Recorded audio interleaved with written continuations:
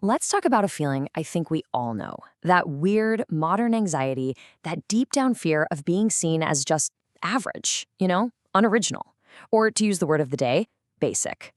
It's this quiet pressure to be unique that ends up shaping so much of our lives, from the music we listen to, well, pretty much everything.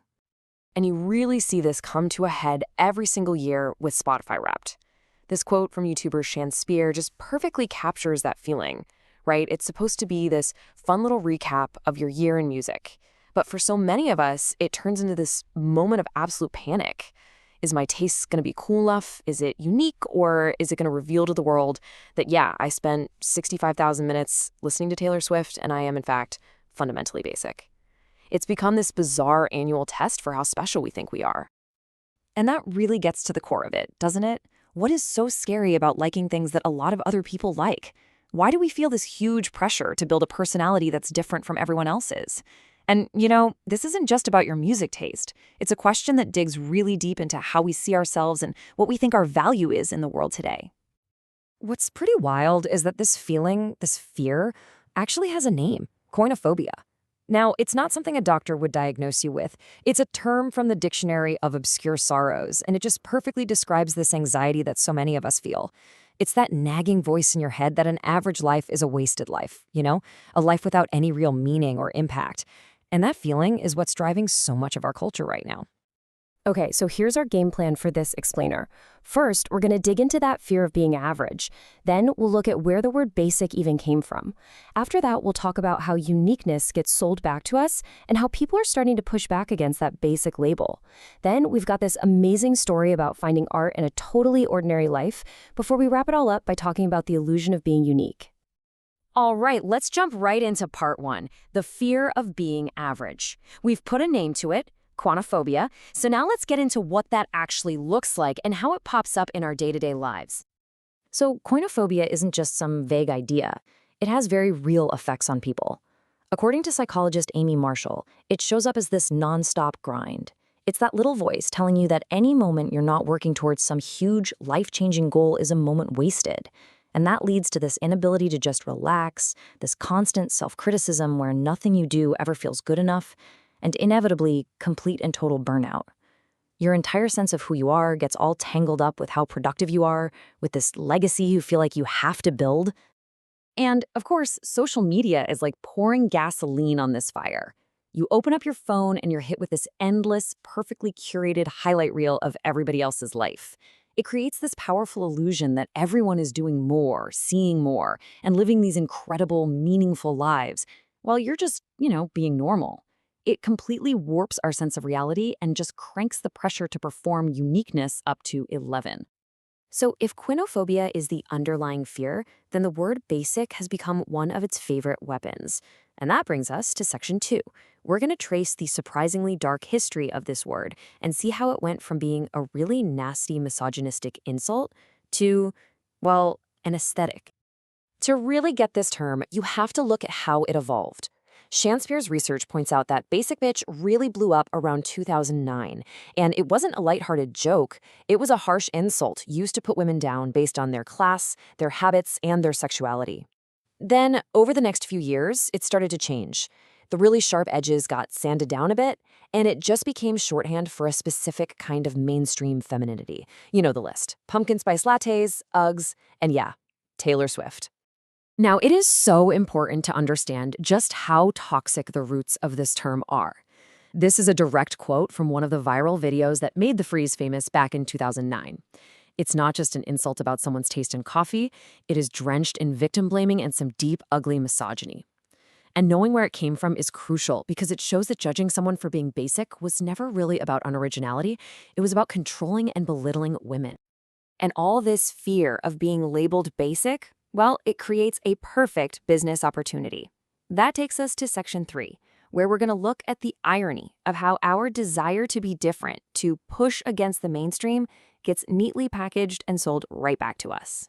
There's actually a term for this whole process: marketable dissent. Research from Emerald Publishing breaks it down as the way capitalism just sort of absorbs any opposition to it. Any movement that questions consumer culture, think minimalism or environmentalism or social justice, it gets co-opted, rebranded, and turned into a product you can buy. The very symbols of resistance become marketing slogans. And you can see the difference pretty clearly here. On the left, you've got authentic resistance, things like boycotts or actively trying to consume less, challenging the system itself.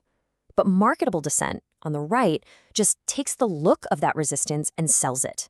So suddenly, minimalism isn't about owning less stuff, it's about buying a whole new set of minimalist furniture. Social justice isn't about deep systemic change, it's a Nike commercial. It lets us feel like we're part of the resistance, all while we're still buying stuff. But, of course, people are pushing back. And that brings us to Section 4, the resistance to being basic.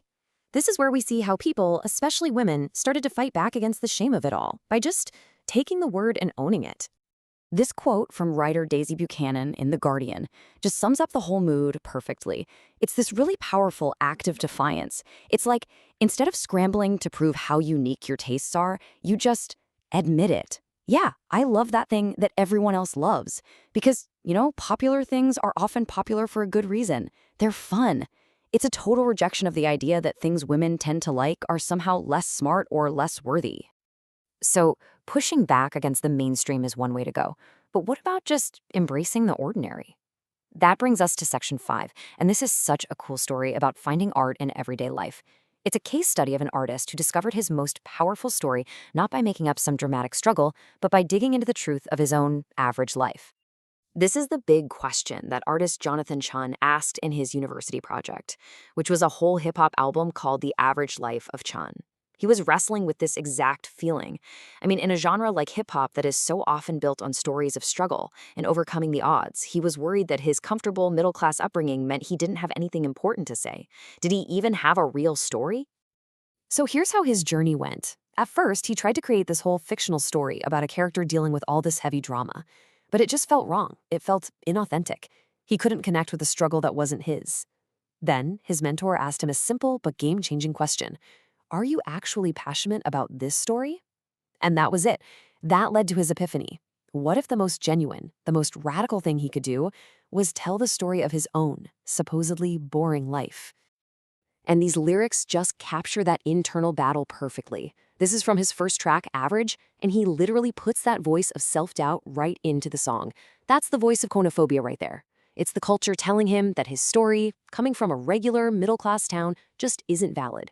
It's not a real story because he hasn't been through the real trials that our culture loves to romanticize. But by the last song on the album, he gets to this absolutely beautiful realization. He's working his mundane job, stocking shelves at a grocery store, just watching people, and it hits him. Everyone has a story. That grumpy guy buying a frozen pizza, maybe he just lost someone he loves. The idea of an average life is totally subjective, and in that moment, he gets it. Every single person he sees is the main character in their own complicated and totally meaningful story. That amazing realization brings us right to our final section, Part 6, the illusion of being unique. Because once you deconstruct the fear and you see the power that exists in an ordinary life, you can finally start to see the whole exhausting performance of being unique for what it is, an illusion. And it really all comes down to this idea, what one of Sean Spare's subscribers brilliantly called the paradox of authenticity. It's a catch-22. The harder you try to perform being authentic and unique, the less authentic you actually are. Real authenticity is usually pretty quiet. It's not some perfectly curated playlist of bands no one's ever heard of. Sometimes it's just admitting you really, really love a top 40 pop song. It's not about building an image, it's just about accepting what is. And that right there is the big takeaway that's so freeing.